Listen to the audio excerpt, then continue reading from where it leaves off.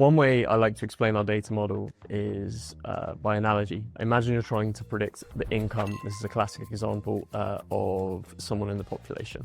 One of the things you might use to predict it is age. The older someone is, the more they tend to earn, or their education in general, on average. At WineFi, we're doing the equivalent of that, but for wine returns, for future appreciation of fine wines. And we deploy hundreds of variables that we test on historic data and verify that they're predictive of future returns. We put them into a machine learning model, which uses mathematics essentially to weight each variable to the correct amount based on historical backtesting. And then we use the trained model to predict which wines today, based on all of their characteristics of those hundreds of variables, are going to appreciate the most or are most likely to appreciate the most, and which are least likely to appreciate the most. The WOS score is our way of saying for each wine, what's the chance that this wine is going to increase in price, going to give better returns for our investors compared to its peers, compared to other investment grade wines. Why is no one else doing what we do on the data side?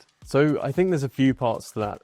One is timing. It's also the technologies that are available to us, and then just the team that we have here at WineFi. In terms of timing, fine wine has been a fairly antiquated industry, and it's only recently that the kind of data you need to build the models we're building have become available and also can be collected using things like AI. In terms of technology, the kinds of machine learning algorithms that we're using are only recently coming to the foreground in terms of being used regularly across industries, and they certainly aren't being implemented to the extent that they can be in fine wine. And that brings me to team. So the team of people that we have come not from fine wine, but from all sorts of different backgrounds, including investment, data science, data engineering.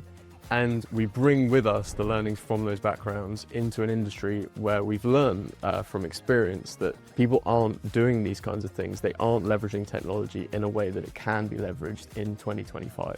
So in summary, it's three things: timing, the team we have, and the technologies we're leveraging. And that's why no one has done what we're doing in wine investment or approached wine investment in the way we're approaching it before.